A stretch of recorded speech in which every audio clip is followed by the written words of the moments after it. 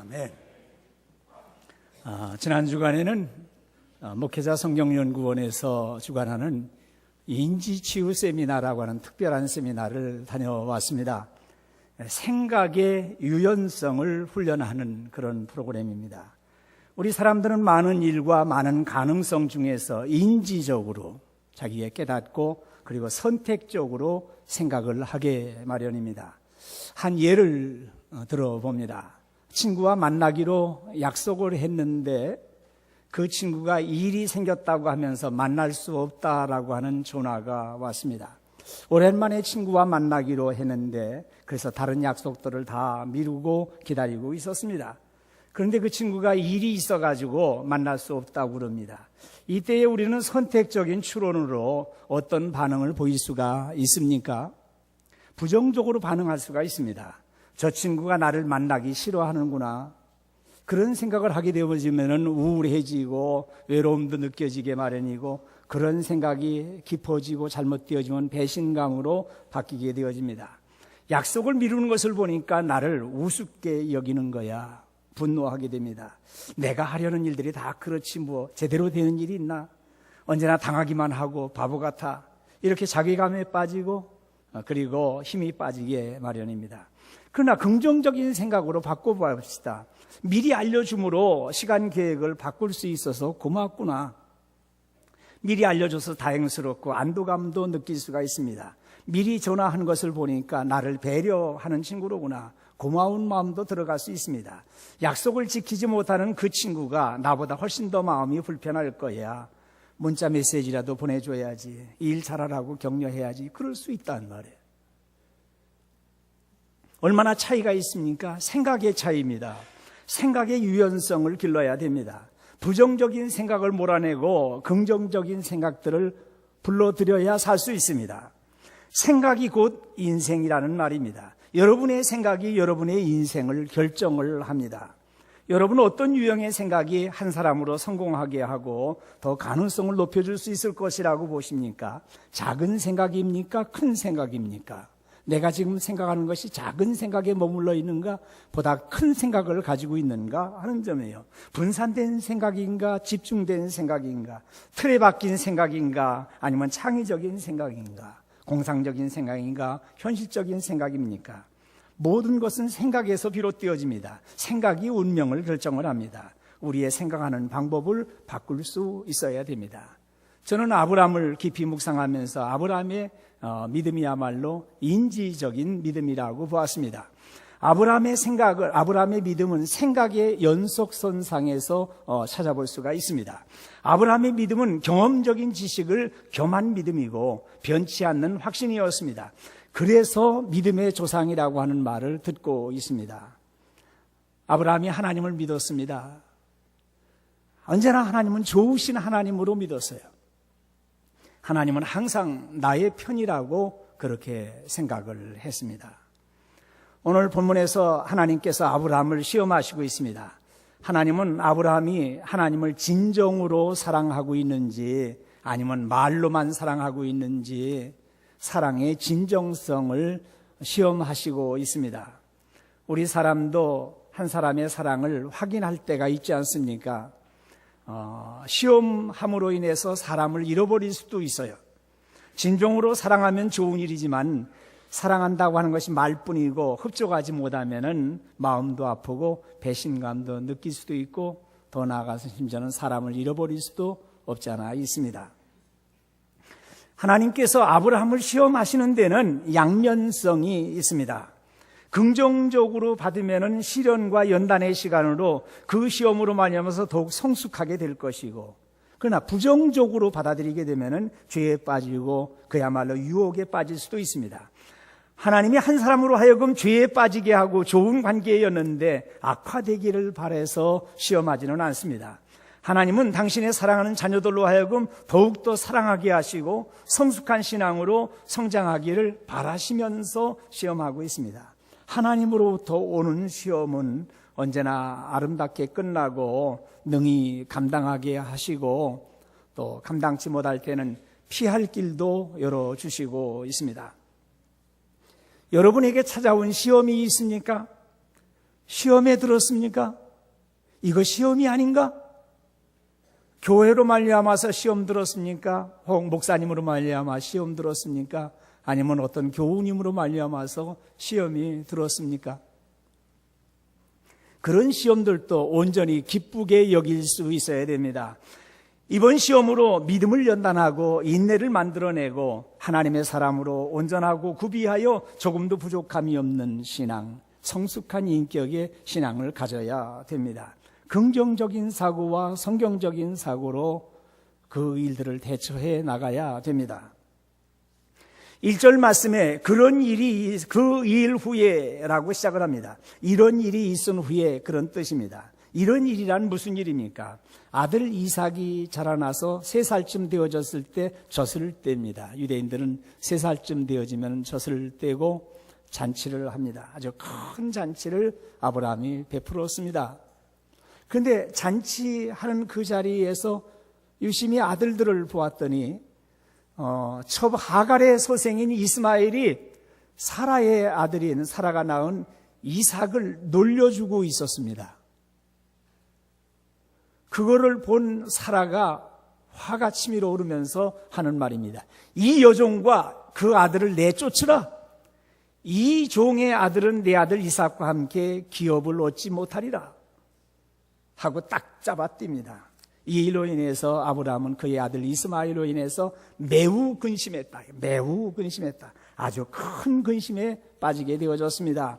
사라의 의지가 너무 확고해서 일손이 잡히지 않습니다.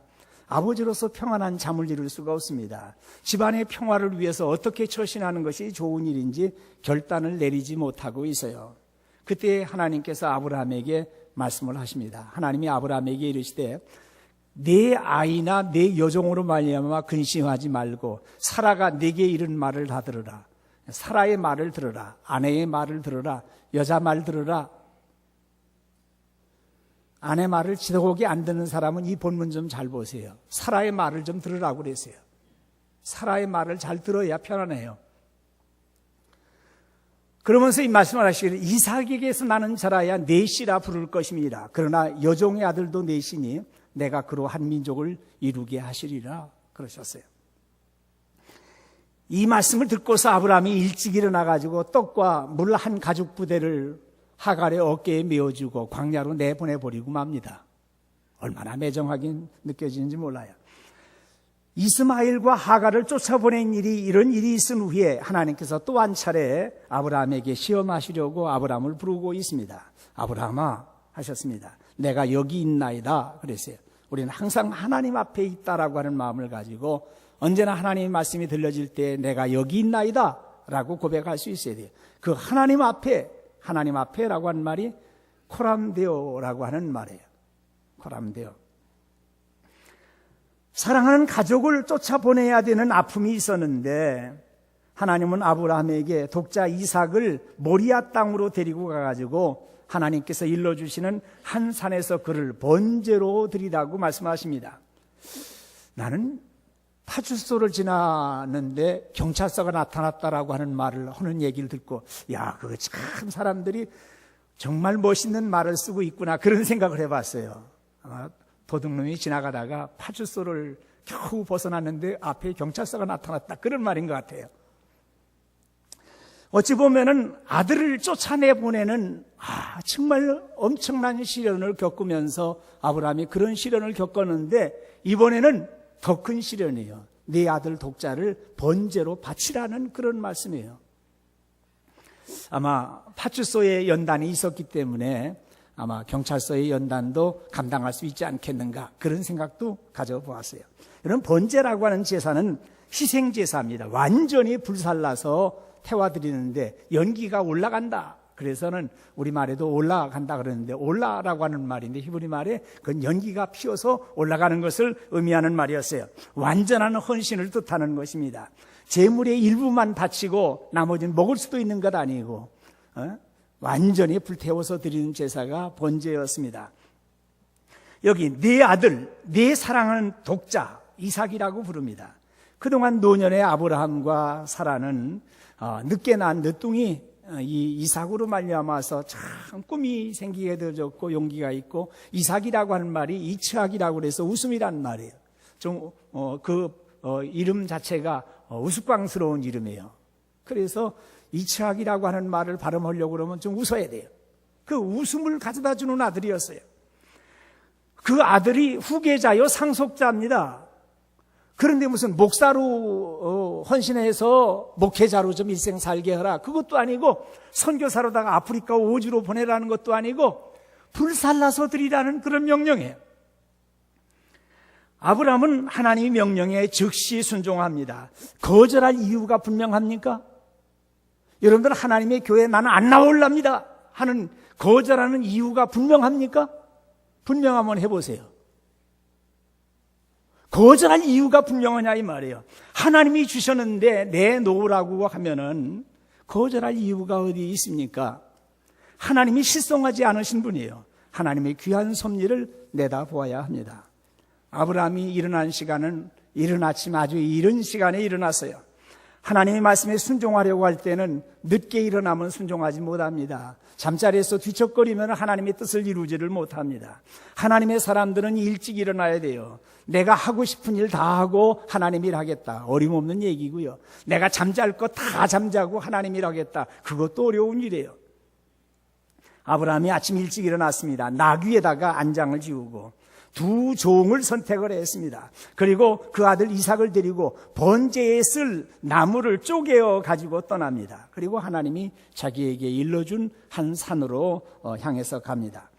아브라함은 제사 드리는 척 흉내만 내려고 하지 않았습니다. 모리아 땅으로 가다가 보면은 하나님이 그만두라고 하시려는지, 다음으로 미루라고 하시려는지, 다른 말씀을 주실 것이다 라고 하는 그런 기대도 하지 않았습니다.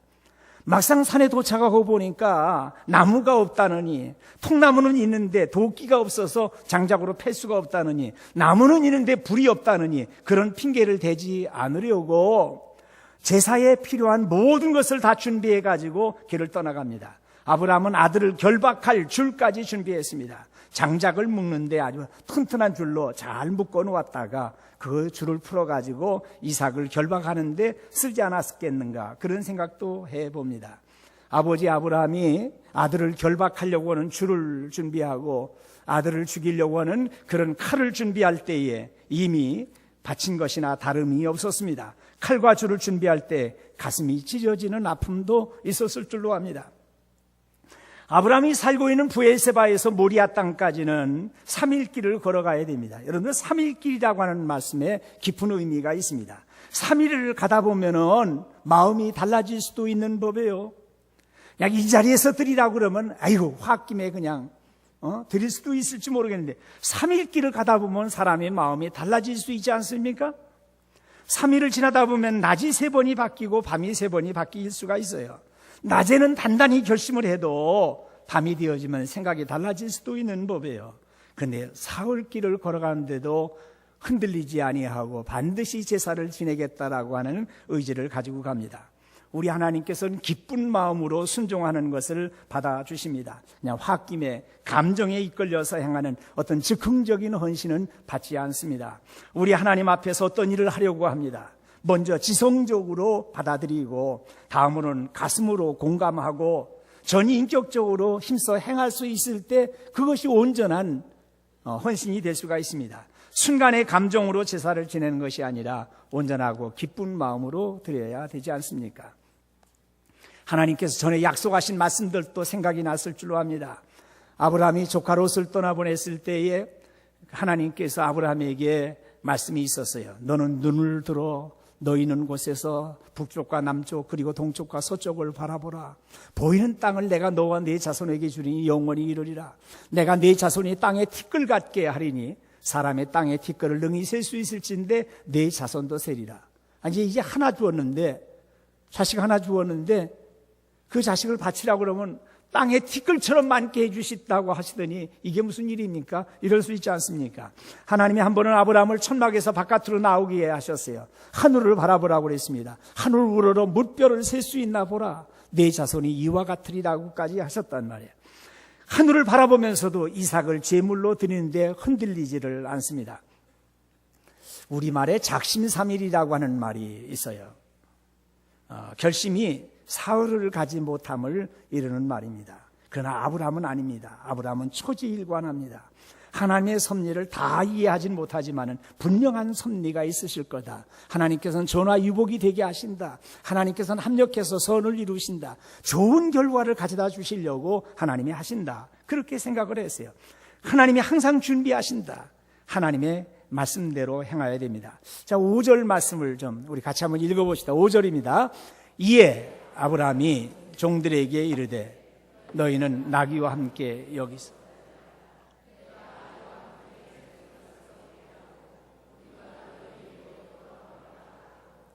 아브라함은 종들을 산 아래다 남겨두고 기다리라고 그랬어요. 종들이 따라오게 되어지면 제사를 드리는데 방해가 될 수가 있습니다.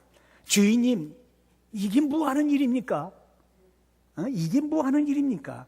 아들을 떼어놓으면서 하는 말이 하나님이 언제 인신제사를 드리라고 했습니까? 할아버지가 노망 들었네요. 이렇게 충분히 말하고도 남습니다. 하나님, 나는 드리려고 그랬는데 종들이 저러니 어떡합니까? 이러고 미적거릴 수가 있지 않습니까? 누가 좀 말려주세요. 말려주긴 누가 말려줘? 그런 얘기를 듣지 않기 위해서 종들을 떼어놓고 있습니다. 우리의 결심이 약해가지고 자신을 잡아 끌어내리고 있지는 않습니까? 아브라함은 말합니다. 내가 아이와 함께 저기 가서 예배하고 우리가 너희에게로 돌아오리라 그랬어요. 그 말한 대로 되어집니다. 아버지는 아들이라고 하는 말이나 이삭이라고 하는 말을 쓰지 않고 아이라고 말합니다. 더 이상 이삭을 제물로 드렸으니까 아이라고 부르고 있습니다. 더 이상 자기의 아들로 여기지 않기로 작심하고 있습니다. 아이라고 하는 말은 젊은이라고 하는 말로 번역할 수도 있습니다. 성경에는 분명히 군에 나와 있는 20세 이상의 청년들인데도 소년이라고 번역도 하고 아이라고 말하기도 합니다. 당시의 사람들이 오래 살아서 청년들을 보아도 아이라고 부르는 것으로 봐집니다. 오래 사는 사람의 눈으로 보면 청년도 아이예요. 그런데 유대 랍비들은 이때의 이삭의 나이가 27살이다. 그런 얘기를 합니다. 한참 청년이란 말이에요. 유대인들이 그렇게 해석을 하니까 그러려니 해야 돼요. 그때에 이 사건이 있은 후 얼마 되지 않아서 사라의 향년이 127세인데 유일하게 여성으로서 돌아가시는 해를 기록하고 있는 것이 사라인데 127세에 돌아가신다고 하는 사건을 기록을 해요. 그가 90세에 났단 말이에요. 90세에 났으니까 이삭이 37살 때쯤 되어서 그때에 어머니가 세상을 떠나는데 지금 이때가 27살 때쯤이라 이렇게 유대인들이 해석을 랍비들이 해석한단 말이에요. 유대 고대 살았었던 조세포스라는 사람이 25살이라고 기록을 해놓아요. 하여튼 20살쯤 넘어갔어요. 아버지 이게 뭐 하는 일입니까? 하고서 좀 대항할 수도 있었는데 이삭의 인격이 이삭의 신앙이 참 훌륭해요. 자, 아브라함은 여기서 우리가 너희에게로 돌아오리라 하신 말씀은 다만 종들을 안심시키고 따돌리려고 하는 말이 아니었습니다. 아브라함이 믿는 하나님은 죽은 자를 살리시는 하나님. 아브라함은 항상 그 말하는 대로 되어져요. 말하는 대로 되어진다는 말이에요. 아브라함이 번제에 쓸 나무를 아들에게 지우고 자기는 불과 칼을 들고 두 사람이 산으로 오르고 있습니다. 이삭은 아주 많은 것을 생각하면서 동행했습니다. 아버지가 제사를 드리러 가자 해서 따라 나서는데 이번 제사는 정말 이해가 되지 않는 부분이 많았습니다. 제사를 드린다고 그러는데 제물이 없습니다. 왜 3일씩이나 걸어가서 제사를 지내냐 이 말이에요. 제사를 지내면 집에서 지내면 되는 것인데 그동안 종들도 아들같이 여기던 그런 훌륭한 아버지가 종들은 떼어놓고 그렇게 오고 있습니다. 그가 물어봅니다. 내 아버지여. 이삭이 무거운 입을 열었습니다. 내 아들아 여기 있노라. 뒤따라오시던 아버지가 이제 얘기를 합니다. 그 아버지에게 아들이 얘기합니다. 불과 나무는 있거니와 번제할 어린 양은 어디 있나이까? 아브라함은 아들 이삭에게 안심시키면서 말합니다. 하나님이 자기를 위하여 친히 준비하시리라. 아브라함은 그가 말하는 대로 되어져요. 긍정적인 사고로 성경적인 말을 해야 됩니다. 말한 대로 이루어 주시기 때문에 그래요. 마지막 하나님이 보여주신 장소에 도달합니다. 제사를 준비합니다. 제단을 쌓고 돌단을 쌓고 그 위에 나무를 버려 놓았습니다. 그때까지도 제물이 없습니다. 근데 비장하신 아버지가 이삭을 끌어안더니 이삭을 결박하기 시작을 합니다. 아들의 손과 발이 움직이지 못하게 단단하게 쪼여 맸습니다. 그리고 나무 위에 아들을 눕혀 놓았습니다. 이 순간 이삭은 아무 말도 하지 않습니다. 마치 도수장으로 끌려가는 어린 양과 털 깎는 자 앞에서 잠잠한 양같이 그 입을 열지 아니합니다. 마치 우리 주님에 대한 예언의 말씀을 듣는 것과 같아요. 이 아버지와 아들의 모습이 너무 심각해서 제가 덧붙여서 많은 것을 설명한다고 하는 것은 두 분의 믿음을 훼손시킨다라고 생각을 해봤어요. 물론 그 자리에 들어가서 많은 생각을 할 수는 있습니다. 분명한 것은 아버지 아브라함이 손을 내밀어서 칼을 들어가지고 아들을 죽이려고 달려들고 있습니다. 여호와의 사자가 하늘에서부터 급히 아브라함을 부릅니다. 이번에는 한 번만 부르시는 게 아니에요. 두 번 다급하게 불렀어요. 아브라함아, 아브라함아, 내가 여기 있나이다 라고 대답합니다. 여호와의 사자는 곧 하나님 자신을 지칭하는 말입니다. 하나님이 친히 말씀하십니다. 그 아이에게 내 손을 대지 말라. 그에게 아무 일도 하지 말라. 내가 내 아들, 내 독자까지도 내게 아끼지 아니하였으니 내가 이제야 내가 하나님을 경외하는 줄을 아노라 하고 말씀합니다. 아브라함이 눈을 들어 보았는데 한 순양이 뒤에 있는데 그 뿔이 수풀에 걸려 있습니다. 아브라함이 얼른 아들을 결박했던 것을 칼로다가 끊어가지고서 아들을 풀어놓습니다. 그리고 가서 순양을 둘이 가서 순양을 잡아가지고 옵니다. 순양에 잡아가지고서 그걸 피를 내면서 불을 피우고 아버지랑 온몸에 땀이 흠뻑 젖어가면서 아버지와 아들이 정성스럽게 제사를 드리고 있습니다. 아버지가 하는 대로 아들이 본받게 됩니다. 아버지가 보여주는 대로 아들이 본받게 되어집니다. 믿음의 유산, 신앙의 유산이라는 것은 아버지의 신앙을 통해서 아들에게로 그대로 물려지게 되어집니다.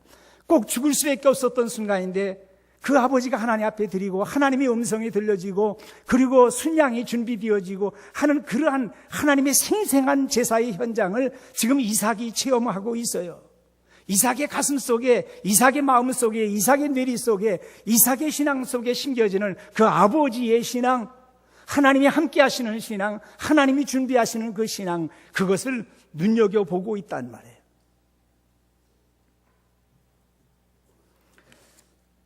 아버지는 이 제단의 이름을 여호와일이라고 불렀습니다. 여호와일이라는 말은 여호와의 산에서 준비되리라는 말씀이에요. 이 자리가 바로 솔로몬의 성전이 세워지는 다윗이 하나님 앞에 나아가서 제단을 쌓았던 그 자리가 바로 모리아 산이었어요.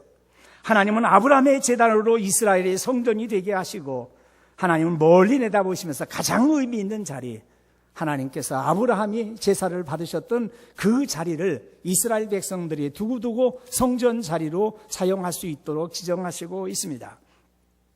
오늘 본문은 하나님의 구속사에 있어서 꼭 있어야 할 사건이고 예표로 보여주시고 모형이 되라고 이 사건을 준비하고 있습니다. 아브라함을 통해서 하나님 아버지의 큰 사랑, 아들을 희생하시는 사랑, 아들을 십자가에 내어주시는 그 큰 사랑을 아브라함을 통해서, 이삭을 통해서 우리에게 그대로 보여주시고 있습니다.